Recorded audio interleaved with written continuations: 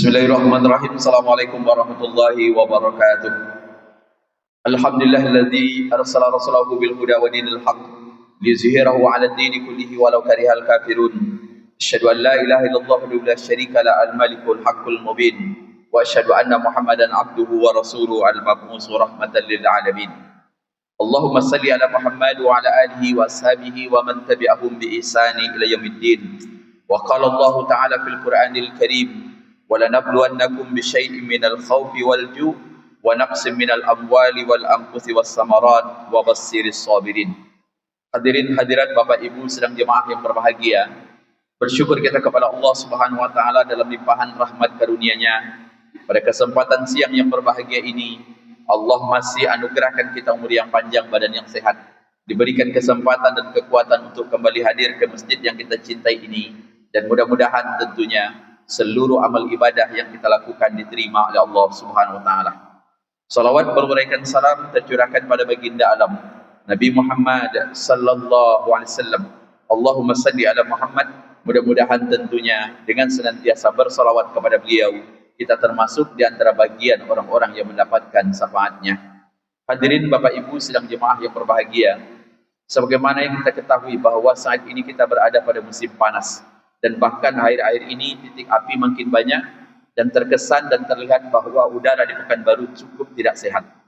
Namun demikian, setiap musibah itu kan mungkin diakibatkan oleh dua hal. Pertama, atas kehendak Allah. Yang kedua, bisa jadi ujian itu akibat oleh perilaku manusia. Maka tugas kita hari ini berdoa, mudah-mudahan Allah menurunkan hujan. Karena hampir yang kita lihat hari ini ada 500 titik api yang mengepung Provinsi Riau dan tentunya juga Pekanbaru. Maka sidang jemaah yang berbahagia, mungkin ada sebagian kita mengatakan ini ujian, benar. Tapi ujian itu kadang-kadang tadi ada diakibatkan oleh kelalaian kita, atau mungkin juga ada dosa kita, atau mungkin juga ujian itu datang karena kedua faktor tersebut. Pertama, kelalaian kita, yang kedua akibat dosa yang kita lakukan. Namun demikian, kalau berbicara tentang ujian, maka insya Allah selama hidup kita di dunia ini, kita tidak akan terbebas dari tidak masalah. Artinya tidak ada orang yang tidak memiliki masalah.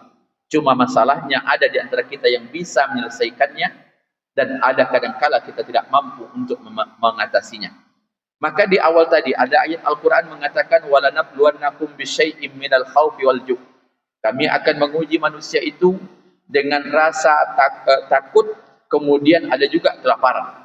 Takut akan masa depan, takut nanti kalau tua kita diabaikan anak, atau mungkin kita juga mengkhawatirkan kalau anak-anak kita kemudian hari mereka tidak mendapatkan apa yang kita harapkan. Yang berikutnya dikatakan wa naqsim minal amwal.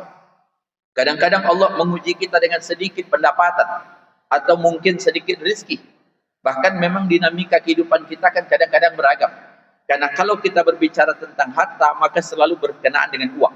Tapi maaf, kalau kita masuk kepada rezeki, maka apapun nikmat yang akan membawakan kita bahagia itu menjadi rezeki. Ada di antara kita yang kadang-kadang Allah berikan badan sehat, tapi maaf duitnya tak banyak. Ada pula di antara kita yang kadang-kadang maaf duitnya melimpah, tapi badannya sakit. Jadi tapi kalau disuruh pilih mana yang akan kita pilih, maka selalu kita memilih kalau bisa Pak Ustadz badan sehat, piti banyak. Itu keinginan kita Pak.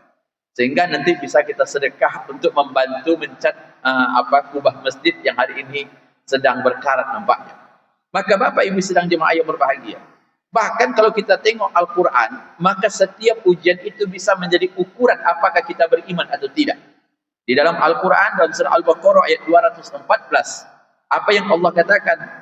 Ahasiban nas ayat dikatakan am hasibtum an tadkhulul jannata walamma ya'tikum masalul ladzina khalu min qablikum.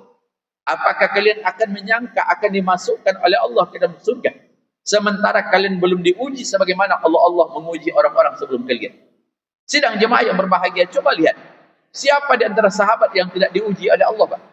7 orang pertama masuk Islam yang tidak diintimidasi hanya 2 orang, yakni Nabi Muhammad karena dilindungi oleh pamannya, kemudian Abu Bakar yang mendapatkan perlindungan dari kaum.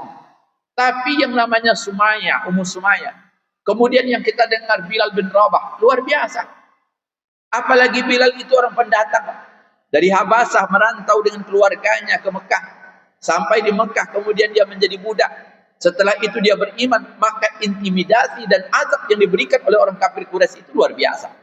Bahkan ada riwayat menyebutkan, kalau orang-orang kafir Quraisy itu memakaikan baju besi kepada dirinya, kemudian dijemur di terik matahari yang 50 derajat, terkelupas kulitnya, kemudian diberikan tawaran demi tawaran kenikmatan, bahkan akan diangkat menjadi kabilah, kemudian akan dibebaskan. Tapi Bilal tidak mau. Maka pantas ketika Al-Quran tadi mengatakan, am hasibtum an tadkhulul jannata wa lamma ya'tikum masalul ladzina khalu min qablikum. Apakah kalian, kata Allah, akan menyangka kalau kalian akan dimasukkan oleh Allah ke dalam surga sementara kalian belum diuji? Bahkan maaf, nabi-nabi yang mulia itu adalah orang-orang yang penuh diuji oleh Allah. Mungkin tidak sama ujiannya, Pak, tapi betul-betul menyakitkan. Nabi Nuh, Rasul yang pertama, bapak kedua di antara umat manusia, karena sebelum Nabi Nuh dihancurkan oleh air yang begitu banyak. Tapi mengapa dan apa yang dialami oleh Nabi Nuh? Bukan masalah kekurangan harta saja. Karena memang Nabi Nuh bukan orang kaya. Tetapi Allah menyebutkan Nabi itu abdan syakura, hamba Allah yang pandai bersyukur. Tapi ketika dilihat oleh ulama, apa yang paling menyakitkan Nabi Nuh? Apa yang membuat dia siksa? Bahwa dakwah Nabi Nuh itu berjalan, tapi orang yang beriman kepada Allah itu sedikit. Ada yang mengatakan, ahli tarik, bahwa Nabi Nuh itu berdakwah selama 950 tahun. Di antara usianya lebih kurang 1000 tahun. Tapi berapa muridnya? 1000 tahun, 950 tahun dia berdakwah. Muridnya hanya 80 orang. Bahkan sampai dikatakan, setiap 12 tahun Nabi Nuh berdakwah, hanya 1 orang yang beriman kepada Allah. Tapi apakah Nabi Nuh putus asa? Tidak. Karena dia tahu ini adalah ujian. Bahkan yang lebih menyakitkan lagi, apa yang dialami oleh Nabi Nuh, bukan hanya hinaan, bukan hanya cacian, tapi maaf dari keluarganya memiliki 4 anak laki-laki, hanya 2 yang beriman dan 2-nya menjadi kafir. Jadi berat. Maka betul apa yang dikatakan oleh Al-Quran tadi. Am hasibtum an tadkhulul jannah. Apakah engkau akan meyakin akan dimasukkan oleh Allah ke dalam surga sementara kalian belum diuji? Maka kalau ada di antara kita yang hari ini mendapatkan ujian, mungkin proses aslimisasi iman yang diberikan oleh Allah kepada kita. Di dalam ayat lain dikatakan, ahasiban nas ayatruku an yaqulu amanna wa hum la yuftanun. Apakah manusia itu, kata Allah, akan dibiarkan mereka mengatakan diri mereka beriman sementara mereka belum diuji? Maka ada orang selalu mengatakan bahwa sesungguhnya kadar iman kita ditentukan sebanyak apa, sekuat apa, atau seberat apa ujian yang diberikan oleh Allah. Bahkan dalam surah Al-Mulk itu dikatakan, ja'alal hayata wal mamata liyabluwakum ayyukum ahsanu amala. Kami menciptakan kalian hidup dan mati, kata Allah, karena sesungguhnya kami akan melihat siapa di antara kalian yang berbuat baik. Maka kembali kepada tadi, dari awal hidup kita saja, lahir sudah penuh ujian, merangkak akan jatuh, berjalan akan tersandung, kemudian dia akan mencari rezeki, kemudian dia akan hidup begitu lama. Maka sekali lagi Bapak Ibu sedang jemaah yang berbahagia, kalau ada orang mengatakan kami hidup tidak ingin masalah, maka insya Allah sampai mati pun ia tetap memiliki masalah. Tetapi Al-Quran itu pernah mengatakan, laqad khalaqnal insana fi kabad. Dan kami menciptakan manusia itu, kata Allah, dalam susah payah. Dikasih duit saja gelisah, apalagi kalau tidak dikasih pangkat dia akan senang. Maka orang dulu mengatakan hidup itu seperti roda, yang kadang di atas, yang kadang di bawah. Yang tidak enaknya pas awak di bawah jadi ban kempes, Pak, jadi bebannya terlampau berat. Ada orang-orang yang mengatakan, Pak Ustaz, saya punya anak perempuan, usianya 30 tahun belum menikah, risau kami menengoknya. Rupanya maaf, ada beban yang menjadi beban kejiwaan bagi wanita, khususnya kalau sudah usianya 30 tahun, yang paling dihindarinya kalau dia pergi bertamu, kemudian pertanyaannya, kapan menikah? Jadi Bapak kalau punya kawan, punya saudara, jangan tanya, kapan menikah? Tidak ada orang tak nikah, Pak. Apalagi kalau nampak kawannya sudah punya anak, digendongnya ke sana kemari. Makin menangis anak orang itu makin hebat.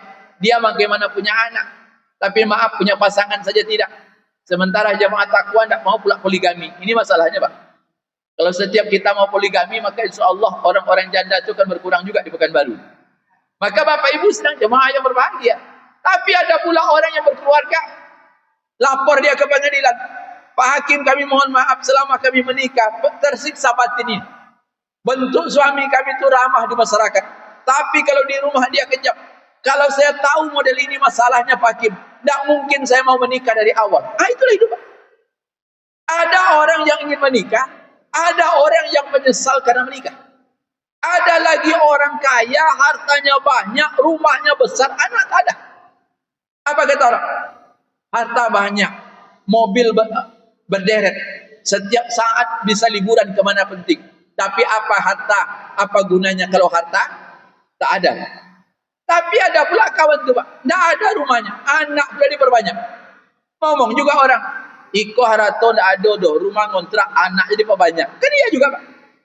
Jadi kapan hidup selesai? Tak ada, Pak. Sampai kapanpun hidup itu akan ada.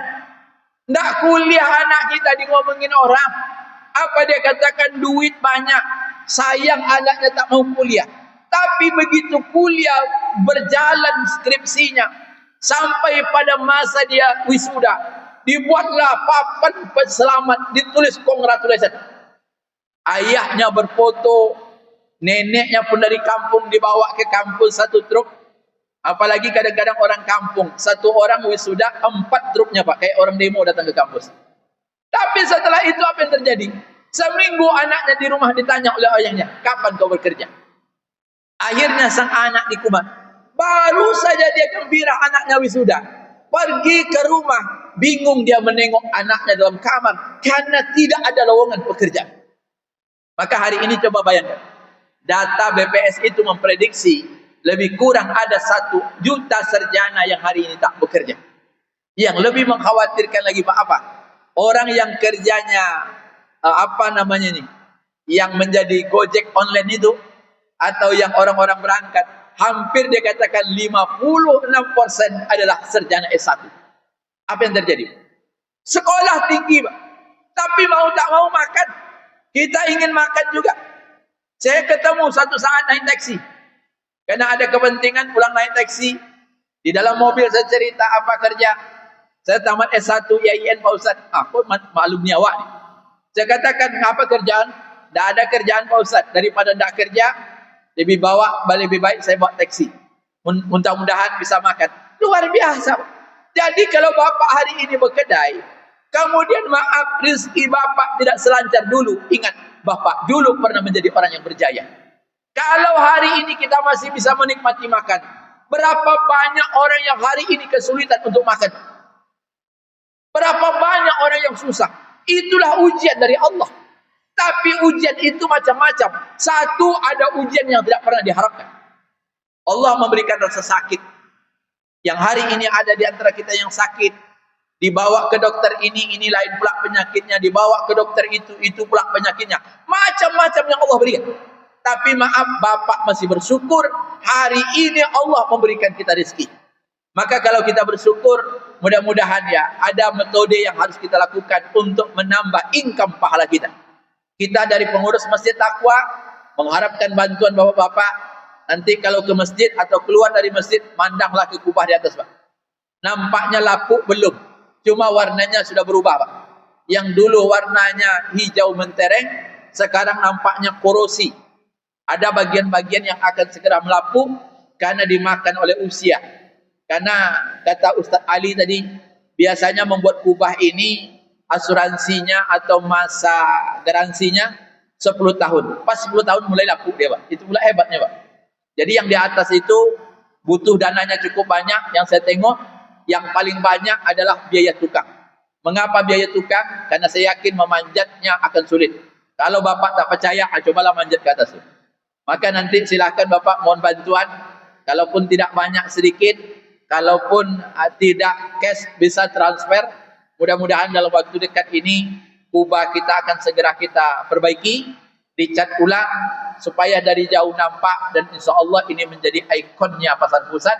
dan insya Allah kita semua ini bertanggung jawab untuk kebaikannya. Saya yakin bapak-bapak silahkan, lebih baik yang penting ikhlas Pak, biarlah banyak, biarlah 10 juta, agak 20 orang, 30 orang, yang penting ikhlas. Kita doakan mudah-mudahan nanti rezekinya bertambah, sepulang hari ini dibukakan pintu rezeki, dan kita berharap, saya dapat tadi informasi itu sudah 1 pekan, tapi uang masuk baru 1 juta, dan mudah-mudahan setelah ini kami ketuk pintu hati kita, mudah-mudahan kurbah kita menjadi pendingin kita di akhirat, dan mari kita sama untuk mendukung dana yang ada nantinya. Mudah-mudahan ada manfaatnya. Assalamualaikum warahmatullahi wabarakatuh.